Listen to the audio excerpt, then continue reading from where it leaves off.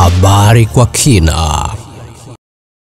Mtazamaji wa Nje ya Box TV, hii ni habari kwa kina, na moja kwa moja tunaelekea huko nchini Marekani, ambapo nchi ya Marekani ina zaidi ya miaka 250 ikiwa haina lugha rasmi, na wakitumia lugha tofauti tofauti zaidi ya 150 za kiasili. Na wakati tunaamini kwamba baadhi ya mataifa kama Tanzania, Kenya na Uganda wao wana lugha rasmi katika nchi zao, moja kwa moja tena tukaangalia kwa kina. Mwaka huu ndio nchi ya Marekani rasmi imekuwa na lugha ya taifa. Lugha yenyewe ni Kiingereza. Moja kwa moja tutajua nini kimefanyika mpaka lugha hii ya Kiingereza kuwa rasmi ndani ya taifa la Marekani. Wakati Kiingereza kimekuwa lugha rasmi nchini Tanzania, Kenya na Uganda kwa zaidi ya miaka 60 sasa, nchini Marekani ni tarehe 1 Machi tu ndio lugha hiyo ilifanywa kuwa rasmi. Hiyo ni baada ya Rais wa Marekani Donald Trump kusaini amri ya Rais Executive Order inayoipa Kiingereza hadhi ya kuwa lugha rasmi ya taifa hilo, ambalo karibu shughuli zake zote za kiofisi na kijamii hufanywa kwa lugha ya Kiingereza. Marekani ndiyo taifa linaloongoza duniani kuwa na wazungumzaji wengi zaidi wa lugha hiyo, kati ya wazungumzaji bilioni 1.52 wa lugha ya Kiingereza duniani. Karibu robo ya Marekani, mara 5 zaidi ya Uingereza, wenye kutoka Uingereza milioni 60 wanaoshika nafasi ya pili, na Canada milioni 29 wanaoshika nafasi ya 3.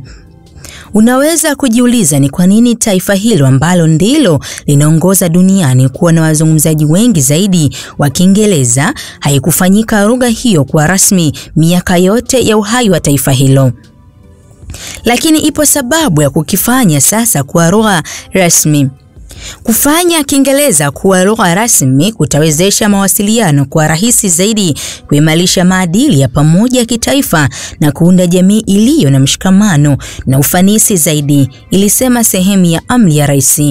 Inakadiriwa Marekani kuwa na lugha zaidi ya 350 tofauti na Kiingereza kinachozungumzwa. Hii ni pamoja na lugha zaidi ya 160 zinazozungumzwa na Wamarekani wa asili. Pamoja na lugha hizo, takribani 80% ya Wamarekani wanazungumza Kiingereza.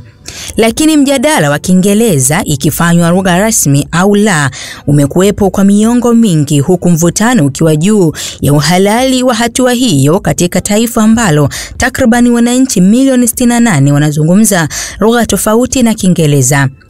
Hata hivyo, Trump amekuwa mkosoaji mkubwa wa matumizi ya lugha nyingine, hasa katika mazungumzo rasmi. Hili ni jambo la ajabu kabisa, wanazungumza lugha tofauti ambazo mtu yeyote katika nchi hii aliwahi kusikia. Ni jambo baya sana, alisema Trump katika moja ya mikutano yake ya hadhara. Wakosoaji nchini Marekani wamefananisha hatua hii ya kuifanya Kiingereza kuwa lugha rasmi ni kama muhuri wa kauli mbiu ya Trump ya Marekani kwanza, inaonekana kubagua watu na jamii zinazozungumza lugha nyingine. Kwa mfano, mara baada ya kuingia madarakani katika awamu ya kwanza na ya pili, serikali ya Trump ilishusha tovuti ya ikulu ya White House ambayo imeandikwa kwa lugha ya Kihispaniola. Kihispaniola ni lugha ya pili inayozungumzwa zaidi Marekani, huku pakiwa na watu zaidi ya milioni 43 wenye umri wa miaka kati ya 5 na zaidi wakizungumza lugha hiyo nyumbani. Wakati Trump amedai kwamba amri yake inaendana na wazirishi wa taifa hilo walioandika katiba na nyaraka nyingine muhimu za lugha ya Kiingereza. Hata hivyo, wanahistoria wanakumbushwa kwamba baada ya kuandikwa kwa Kiingereza, nyaraka hizo muhimu zilitafsiriwa pia kwa lugha ya Kiholanzi kwa wazungumzaji wake wengi waliokuwa wakiishi New York, na kwa Kijerumani pia kwa wazungumzaji waliokuwa wakiishi jimbo la Pennsylvania. Amri hii ya kukifanya Kiingereza kuwa lugha rasmi ya Marekani kutaidhoofisha amri iliyowekwa na Rais mstaafu Bill Clinton kwamba taasisi zote zitapokea fedha za umma kutoa tafsiri nyaraka zake katika lugha zinazofaa au kuhitajika na watumizi wake. Tayari ni kawaida kwa wageni kushambuliwa kwa maneno pale wanapozungumza lugha zao za asili maeneo ya umma, kama vile njia ya usafiri, sokoni au taasisi za elimu. Baada ya amri hii, kuna wasiwasi wa kuongezeka kwa ubaguzi wa unyanyasaji kwa Wamarekani wengine ambao aidha hawajamudu kuzungumza vizuri Kiingereza au wanazungumza kwa rafudhi za lugha zao za asili. Lugha rasmi ni lugha inayopewa hadhi maalum katika nchi fulani ili kutumika kwenye mawasiliano ya shughuli zote rasmi za serikali. Kuwa rasmi maana yake ni kutumika kwa mfano kwenye mawasiliano yote kati ya ofisi zake na pia kutumika kwenye matangazo rasmi. Kwa mfano kutangaza sheria, sera, kutoka kwa waraka wa rais, hotuba na mijadala bungeni. Pia ni lugha ya kuendesha kesi mahakamani na pamoja kutumika kuandika hukumu. Nchi nyingine hasa zilizotawaliwa na wakoloni zinatumia lugha ya asili ama asili na lugha ya kigeni hasa waliotawala kama lugha rasmi. Tanzania na Kenya zimetumika Kiswahili na Kiingereza kama lugha rasmi.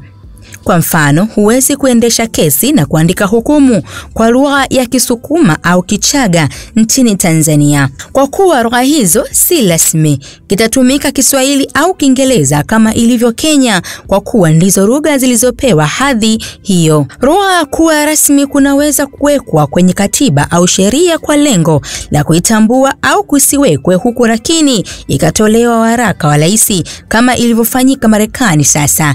Japo shughuli zake nyingi zimekuwa ikitumia Kiingereza, kwa waraka wa Machi 1 sasa imekuwa rasmi Marekani.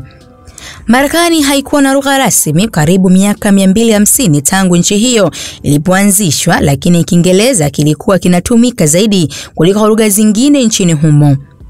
Wasomi wanasema kwamba wakati Marekani ilipoanzishwa, watu wengi walizungumza Kiingereza na wale walioandika katiba ya nchi hiyo hawakuona ulazima wa kukifanya Kiingereza kuwa lugha rasmi, lakini pia hawakutaka kuwatenga raia waliokuwa wakizungumza lugha nyingine. Pamoja na jitihada kadhaa wakati huo za kufanya kuwa lugha rasmi, waanzilishi wa taifa hilo hawakuona haja ya kutangaza lugha moja kuwa rasmi kama ilivyoambiwa na CNN mwaka 2018. Dr. Wayne Winton, profesa katika chuo kikuu cha Purdue, profesa huyo alisema kwamba hawakufanya hivyo ili kuwakosoa wa Marekani wengine waliokuwa wameisaidia kupigania uhuru na taifa hilo. Wakaona hakukuwa na haja ya kukilinda Kiingereza wala kukifanya lugha rasmi ya nchi hiyo.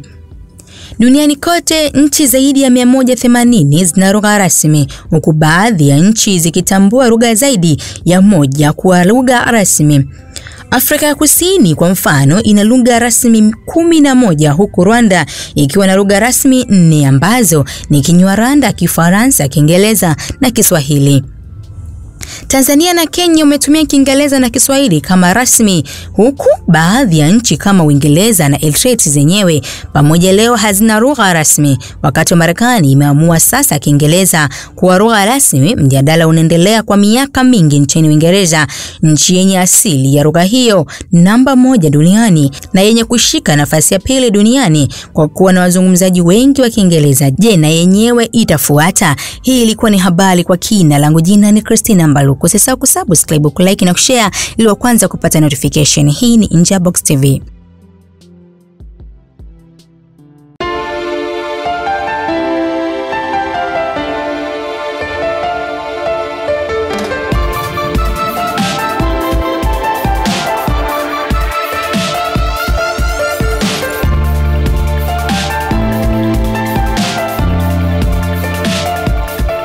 Habari kwa kina.